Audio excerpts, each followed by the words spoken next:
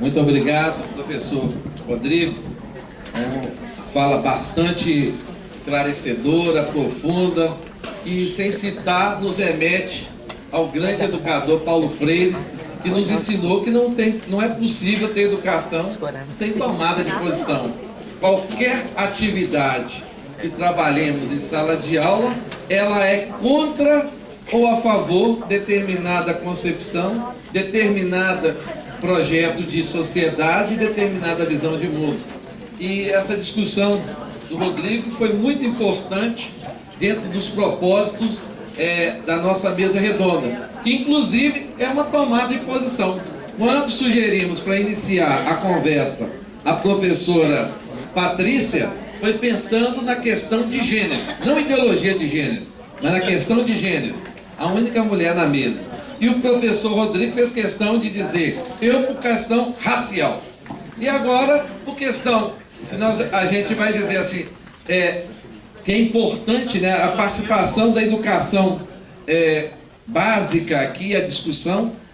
Vou passar a palavra para o professor Ramute Marim, né, que é professor da Rede Municipal de Belo Horizonte, que vai falar desse lugar. Mas antes, agradecer a professora Lívia, do IGC, que subiu aqui com as turmas dela para participar desse debate.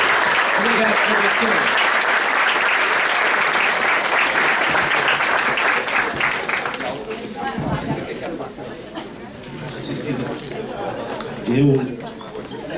Primeiramente, boa noite.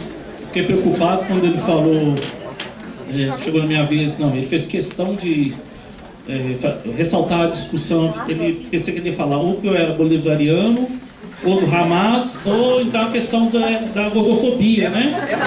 Também. Eu falei assim, qual que é a cota? Pois é. Gente, licença. Primeiramente, dizer da alegria de poder conversar aqui, conversar e aprender, né? E vou ter uma missão difícil, que é dialogar com vocês após a exposição da professora Patrícia, do professor Rodrigo, que foi bastante esclarecedora. E aí, para não ser repetitivo, eu vou tentar dialogar com o que foi apresentado até agora, apresentando alguns outros olhares e reforçando algumas outras coisas, mas de uma maneira mais sucinta também. Para isso, ele já está aqui me corrigindo, meu sucinto é complicado. Por isso, inclusive, eu peço que me policie em relação ao tempo. Ok. O professor Rodrigo já, em vários momentos, fez uma referência à disputa de projetos de nação e à disputa de projetos de Estado. Eu gostaria de ressaltar, primeiramente, também isso. A noção de Estado, dessas instituições públicas, dessas forças políticas, que emergem dos documentos, que emergem das páginas desse movimento, é um posicionamento totalmente, acrítico. Acrítico de que forma? Porque enxerga o Estado como algo impossível de se manifestar como neutro, né? Eu não conheço, inclusive, nenhum teórico que vai fazer essa discussão que o Estado é neutro. O Estado pode ser liberal, social-democrata, progressista, né? Tentando pensar na abolição do Estado, alguns tentam a abolição do Estado, mas não existe uma discussão que o Estado ele é neutro, né? E aí isso emerge com muita força desses documentos, é ressaltar a constituição de um Estado neutro. E nós, educadores, como agentes também estatais, estamos inseridos na escola pública, isso como consequência, nos afeta diretamente, e também o que transparece nesses documentos é um rebaixamento, se não um ataque frontal à condição docente. É um ataque, um rebaixamento a um instrutor, e isso eu fico pensando como é difícil, principalmente nas humanas, os professores de história, de não se posicionar criticamente, né? Isso faz parte inerente da nossa formação, da filosofia e da sociologia, e não é à toa que tradicionalmente essas disciplinas, né, em vários períodos autoritários da nossa história, elas foram atacadas, né, e em alguns momentos, inclusive, retirado das concepções, das grades curriculares, das concepções curriculares. Então, dizer primeiramente isso é um ataque direto a essa condição docente. Falo isso porque também tenho muita alegria, como bem disse o professor Eli, da gente estar podendo discutir isso daqui. Né? A professora Patrícia citou, em um determinado momento, que essa discussão ficou subsumida, ficou secundarizada, né? Ficou nos bastidores. É difícil, e eu fiz esse exercício desde da CONAI 2014, da tentativa de fazer essa discussão na escola, nas escolas que eu trabalho, nas escolas que eu tenho contato, e isso sempre é secundarizado. Isso não é importante, isso não é agora, né? Em alguns momentos, a discussão, inclusive, era ridicularizada. Vai discutir gênero?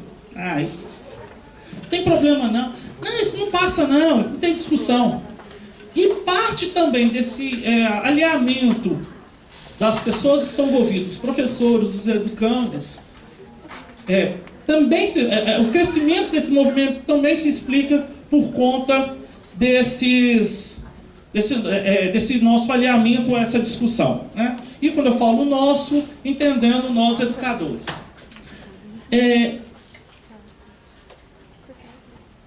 abrir uma pasta aqui.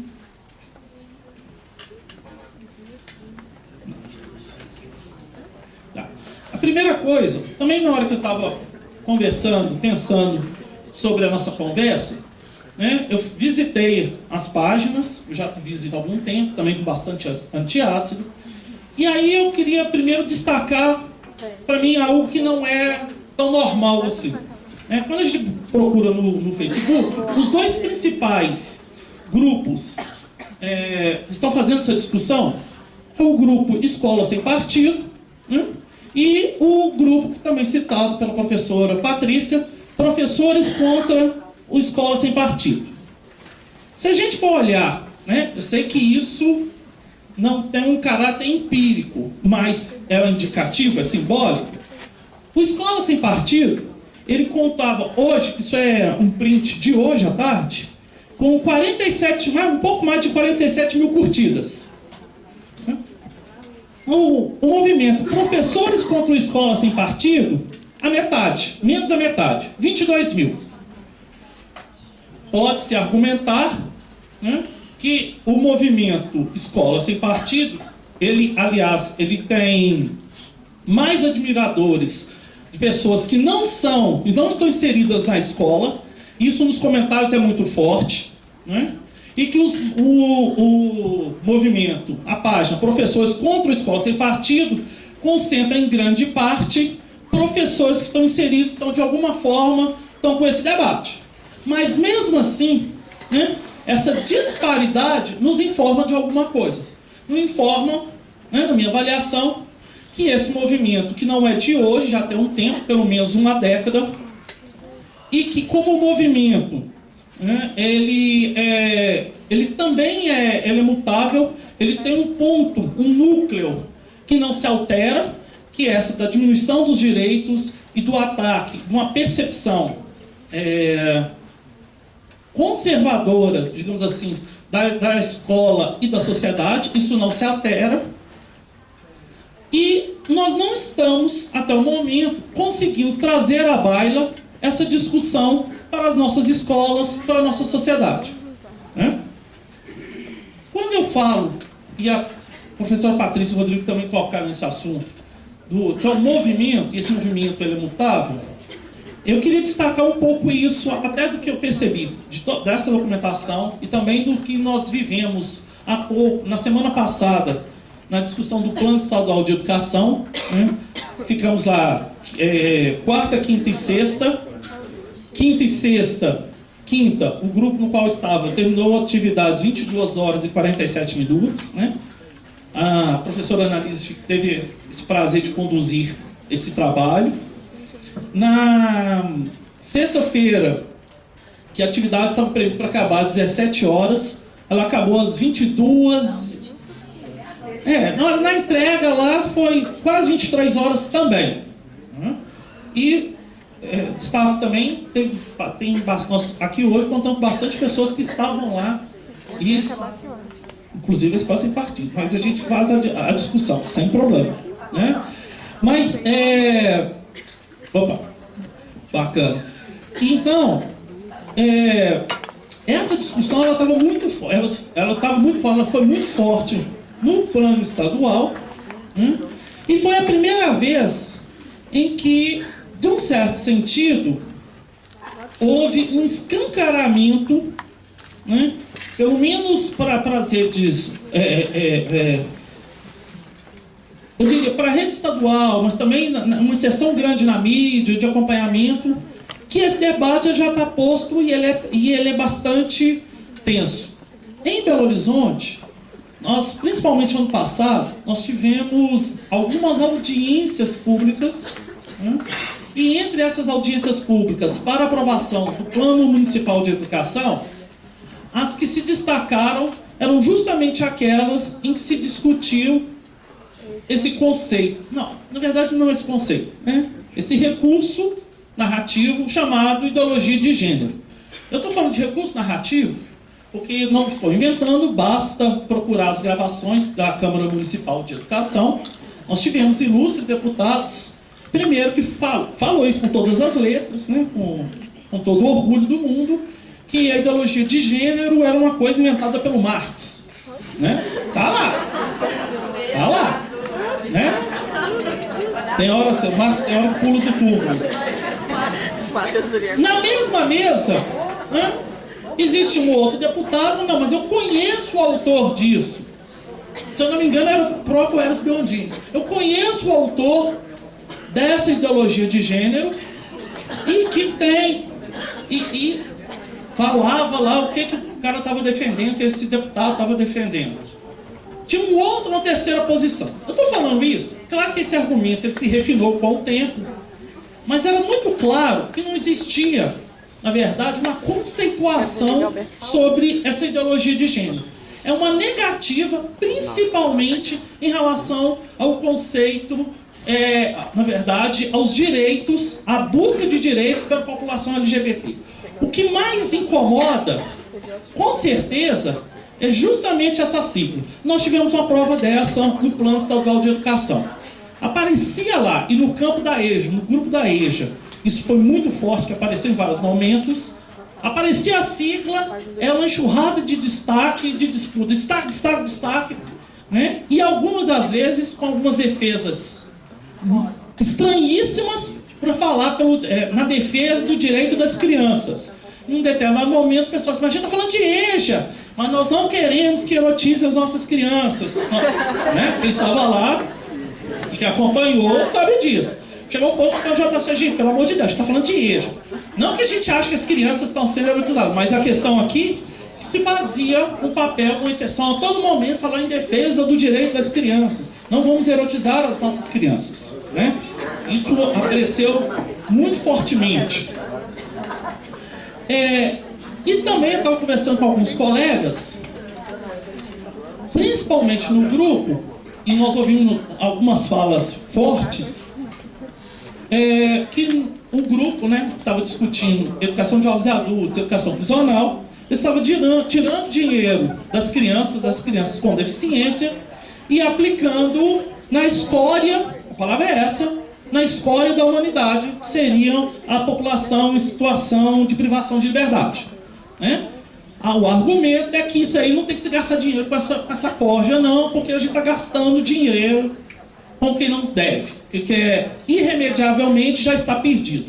Isso nos informa muito dessa concepção de Estado, dessa concepção, inclusive, de humanidade e do próprio processo educativo, ou seja, o processo educativo ele seria incapaz, inclusive, de ajudar na construção, na recondução dos processos do ser humano.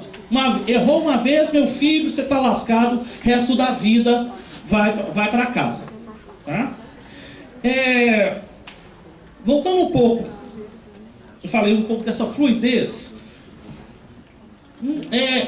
Tem um núcleo do Escola Sem Partido, né? E é um dos núcleos fortes, ele se ancora numa perspectiva religiosa, né? Chama muita atenção isso. A Patrícia já disse muito bem isso, né? O Rodrigo, nas leis, inclusive, isso está reforçado. Esse elemento religioso, e aí não é qualquer religiosidade, né? É uma religiosidade, uma matriz cristã fundamentalista, no sentido da restrição desses direitos, que no Brasil, né, ela vai dialogar com outros setores, com outras forças, como bem disse o Rodrigo, com outros partidos no sentido de tomada de posição. Ela vai dialogar, e o Sueli, eu sei que ele discute muito isso, com parte das religiosidades neopentecostais, né? Até então, também isso é muito educativo, né?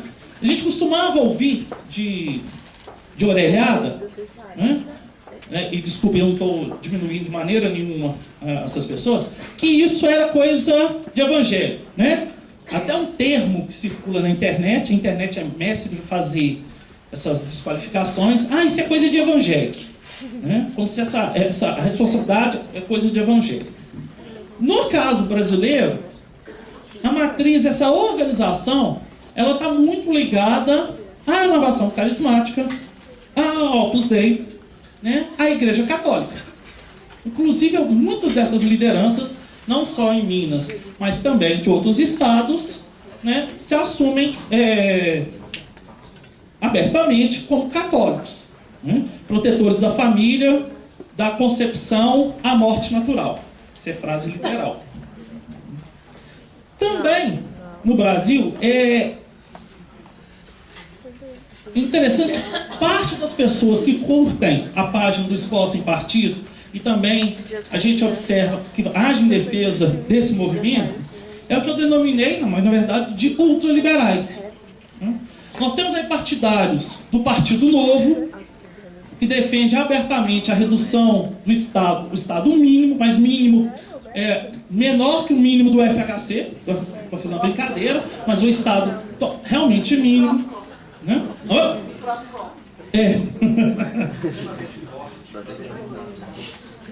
Então, há uma defesa, né? Há um diálogo com esses grupos ultraliberais, e aí ultraliberal eu estou chamando principalmente numa perspectiva econômica. Até no nosso bate-papo anteriormente, né, já não pode esquecer que o nosso liberalismo ele tem uma herança, uma ligação direta com a estruturação da sociedade brasileira escravocrata. Nós somos liberais conservadores. Nós pregamos o liberalismo nas relações econômicas, mas nós somos muito conservadores na perspectiva dos direitos e das relações sociais. E que no Brasil, esta pauta da defesa dos direitos sociais, dos direitos humanos, ele acabou sendo angariado pelos movimentos de esquerda. Mas que em outras partes do mundo, nós temos movimentos liberais que fazem a defesa do direito das pessoas, dos direitos civis. No caso dos Estados Unidos, isso é muito visível, né? Há partidos de direita, mas que fazem a defesa dos direitos civis. O Estado não tem que interferir, inclusive, nas relações entre as pessoas. Há de fazer esse reconhecimento. Não, ele tem que tutelar isso. Mas, no caso do Brasil, isso acaba se incorporando aos grupos de esquerda. E aí vai criar um efeito cascata, que é muito interessante. Eu quero passar para o próximo. Isso eu tirei também hoje do partido. Então, quando fala que nós somos um movimento apartidário, né?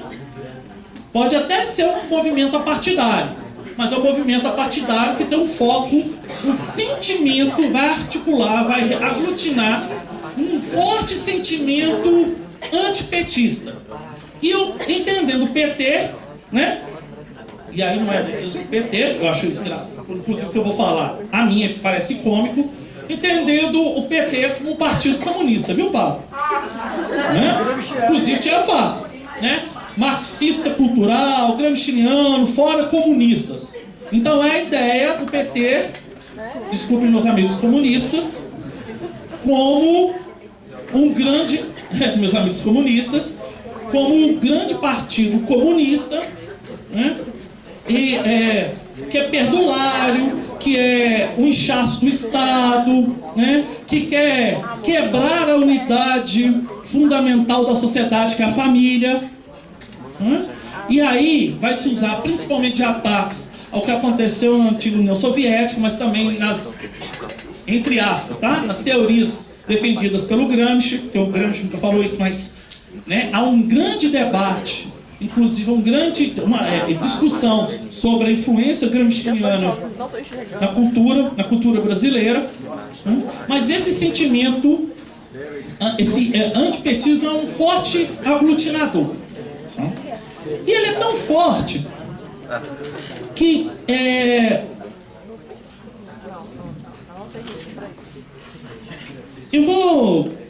isso aqui foi uma reportagem que eu printei, na verdade, no dia 6, que é falta de leitura na internet afeta o desempenho em teste de português. Saiu, se eu não me engano, no G1, isso, no G1, né? Até aí, nada mais, é mais uma coluna demonstrando algumas das nossas dificuldades na formação dos nossos sujeitos. Mas eu nem tinha esse convite para fazer essa conversa, mas eu tive que me ater aos comentários que foram feitos. Eu vou dividir com vocês esse prazer. Tá. Desculpe, um dos comentários do Paulo Henrique. Que horror! É nisso que deu quando a escola e os professores deixaram de ensinar o que se perderam em debates ideológicos e demagogos. As ciências sociais tomaram o lugar da matemática, geometria, geografia, biologia e português. Hoje temos milhões de alunos de 20 anos que não sabem fazer contas básicas, não assinam o nome com as palavras em linha reta e nem sabem que são pontos cardeais. Então é a culpa das ciências sociais, né? Tá. Aí, o Jaime Piedade, eu coloquei os nomes porque são um site público, né? Então, caro Timóteo, não seria humanismo também? Já que não preza pela gramática e pela ortografia, para que usar o H? Pensamento esquerdista em que o humanismo se sobrepõe à verdadeira ciência. Papo de petista mequetrefe. Depois vai querer fazer discurso e acaba dando uma aula de estocadora de vento, saudadora de mandioca, jararaca bêbada de 9 dedos, vergonhas da nação.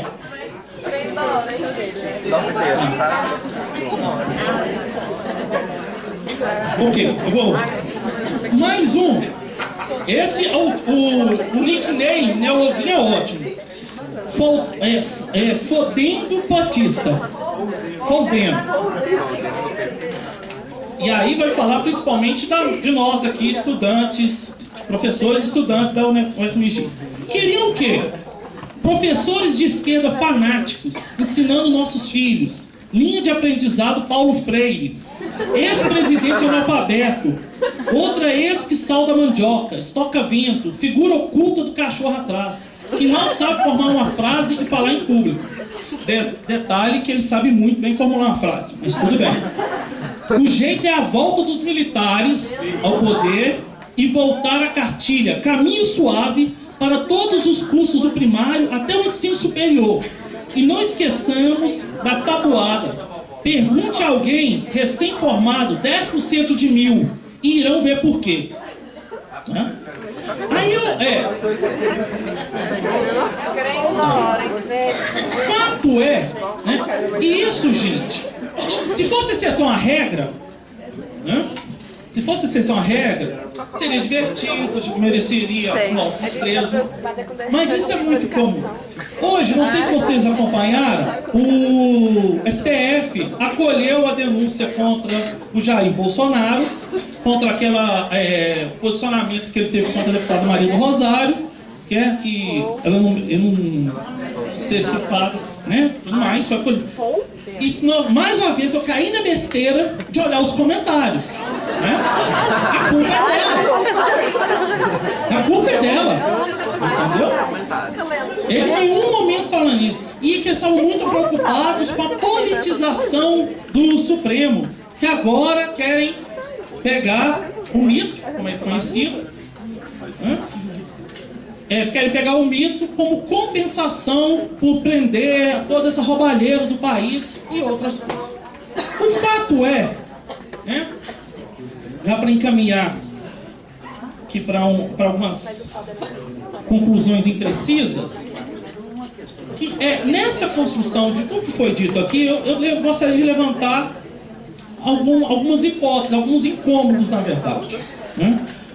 O primeiro incômodo, eu acho que, como também foi dito pela Patrícia mais fortemente, o fato de as escolas e as forças progressistas se furtarem a fazer esse debate mais fortemente, mais claramente, propiciou o retorno, pelo menos a escalada mais acelerada desses grupos. Quando houve, por exemplo, o veto ao kit antimofobia, quantas pessoas, eu estava na escola, qual foi o debate da escola que realizou em relação ao veto? Eu vou dizer, não conheço a realidade de todas as escolas, mas de muitas escolas de Belo Horizonte que eu tinha contato com o professor de educação de jovens adultos, que nós nos encontramos na sexta-feira, o debate foi nenhum. E teve gente ainda que achou pouco e bom. Tá? Pouco e bom. Qual foi o encaminhamento feito pela Secretaria Municipal naquele momento?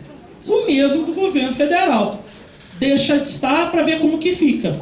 Não fez nenhum tipo de... Na verdade, não é de defesa, é de debate, gente. Porque é interessante, nós estávamos conversando agora, mais recentemente na escola que eu estou atuando, sobre a cultura do estupro. Tem pessoas que têm entendimentos diferentes. O grande problema é quando esses entendimentos eles ficam pulverizados na cabeça de cada um. Então, fecha a porta, fala o que quer e depois a gente tem que falar também o que a gente acredita. Mas a escola, de um certo sentido, ao priorizar certos desempenhos, certas construções curriculares, certas concepções de escola, ela também reduziu o debate, ou uma das suas funções, que é o debate público de grandes temas. Na escola do qual eu estou falando, nós tivemos mais de um caso, infelizmente, de meninos dizendo que sofreram violência sexual. E nós fizemos a pior coisa possível, que assim, quem escuta é assim, mais abafa, a gente não vai fazer esse debate e deixa como é que está. Então nós não estamos, num certo sentido, também fazendo o debate. A defesa de que a escola doutrina, eu até acho que ela, em certo sentido, ela doutrina assim, justamente porque ela não efetiva o debate das ideias. Eu brinquei também lá no plano nacional, e o Pablo não vai me deixar mentir, que nós somos contemporâneos. Na nossa formação, aqui na história da Fafiche, nós tínhamos um monarquista, nós tínhamos duas fundadoras do PSDB, dos professores. Nós tínhamos fundadores do PT, mas nós tínhamos fundadores do PSDB, inclusive uma das minhas orientadoras, Nós tínhamos Foucaultianos, nós tínhamos uma gama, e nem por isso, ou justamente por ter essa pluralidade de posições, que a nossa formação caminhou para um determinado momento. Em nenhum momento falou assim, você vai ser isso, você vai ser aquilo. O silenciamento que é pernicioso. Achar que existe um posicionamento correto, único e neutro, e eu insisto muito com essa neutralidade, que às vezes me deixa muito preocupado. Uma outra coisa, o meu tempo também já está acabando, uma outra hipótese, aí precisa ser melhor elaborada, tem gente já dizendo isso, conversando, mas nós temos, hoje, não só no Brasil, mas no Brasil também, uma certa indisposição com um debate intelectual mais complexo. Toda vez que a gente vai fazer algo, um debate, uma leitura um pouco mais complexa, isso acaba afastando as pessoas. E eu estou falando de nós professores também, nós alunos, né, de sociedade.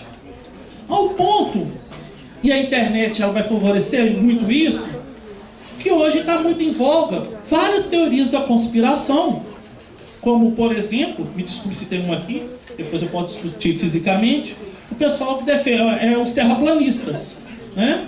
Há um crescimento, todo mundo sabe o que é isso? Tá, terraplanista é um pessoal que está defendendo que a Terra é plana. Sério. E não é pequeno, não. Não é pequeno, não. Tá? Então, uma série de vídeos e de defesa das percepções da pessoa, né? O movimento terraplanista é grande. E adivinha quem que é um dos, não líderes, mas uma das referências teóricas para os terraplanistas? Olavo de Carvalho. Não sei porquê, né? Para finalizar mesmo, porque o tempo já esgotou e eu não quero ser muito indisciplinado,